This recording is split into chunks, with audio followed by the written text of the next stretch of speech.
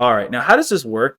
Now, with all this documentation, think of it like, again, whether it's the firm has their own database management system, or for a small, it could just be a folder on a computer, right? I mean, essentially, it could be, and I'm not talking, here, I'm not going into security and all of that. In essence, though, not taking into account having to keep files secure, it could just be a file cabinet. It could be a Google Drive folder, right? Now, it is broken down into two parts: the current file and the permanent file. The current file is where we're going to put a lot of the documentation we've talked about that applies to this current year's engagement.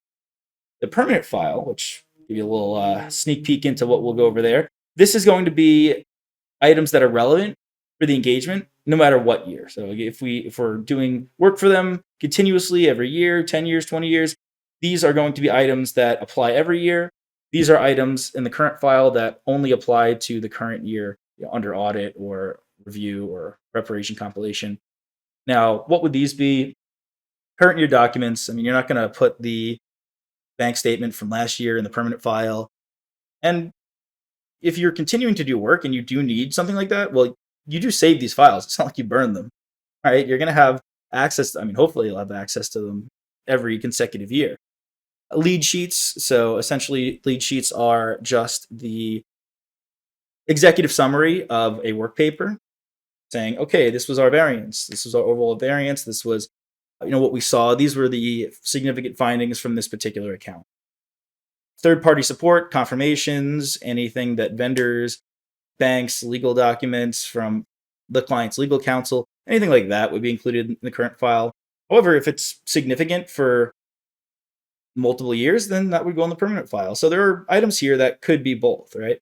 Board meetings. Well, if there's a significant board meeting where they're acquiring a company, just the same size as them, that's pretty significant. So I'd probably put that in the permanent file. But if there's a board meeting that is just referring to something this year, then yeah, that would go in the current. Control tests, substantive tests, right? So just that's your proof, that's your work. Current year reconciliations, essentially just all of your work, the work that you did this year. What are you doing during an audit? You're doing those work papers. You're tying everything out. That's what is going on. The permanent file, this, like I said, is going to include items that you're going to use every year. So internal control flowcharts. Why is that important? Well, because we want to understand every year how the company should work. And if that changes, well, then we update the internal control flowchart that is in our permanent file. The new client questionnaire. Well, this is when you engage them as a client. You are going to get a questionnaire. You're going to say, okay, what type of entity are you? How many employees do you have roughly? And this is important because whenever someone new comes in or you need to review it, you're going to go in and look at this questionnaire. And it's the demographics of the entity, which are important, right? Well, what type of entity is it? Where is it located? What types of tax forms does it file? That would be, and that questionnaire, gosh, could that vary? Could that really vary so much? So just really demographic information on the entity. Accounting policies. How do we use LIFO, FIFO, weighted average? Something like that would be quite proper for the permanent. Significant findings. I mean, if you give them clean opinions every year and then one year it's a adverse opinion or something such as that, then yeah, I mean, that would be a significant finding. Or anything. I mean, anything important. Long-term lease and debt agreements, as I mentioned before, if they've got a long-term lease, let's say they've got a 20-year bond, yeah, you're going to keep track of that because that's going to affect every single year that you're engaged to work for them. Relevant board meeting minutes, as I said, that could be in the current or permanent, just depending on what's discussed.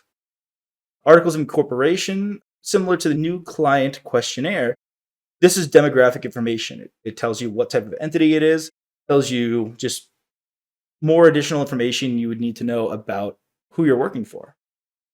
Long-term contracts, well, because those will apply year to year.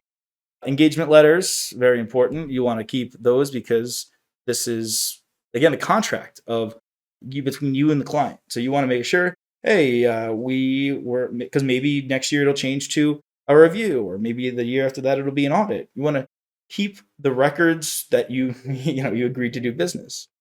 And prior year important and relevant documents. Again, that's very subjective. What's going to be included in this file in your computer?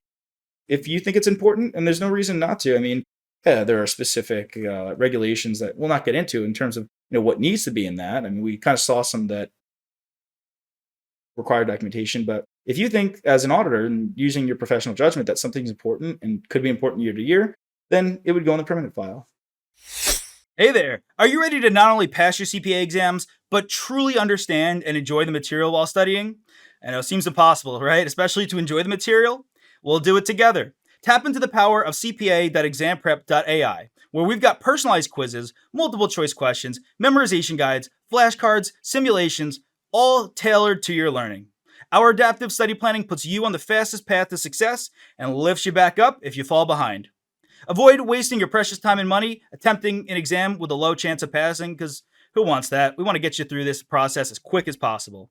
Our exam readiness prediction lets you walk in with confidence, knowing that you're prepared for success on exam day.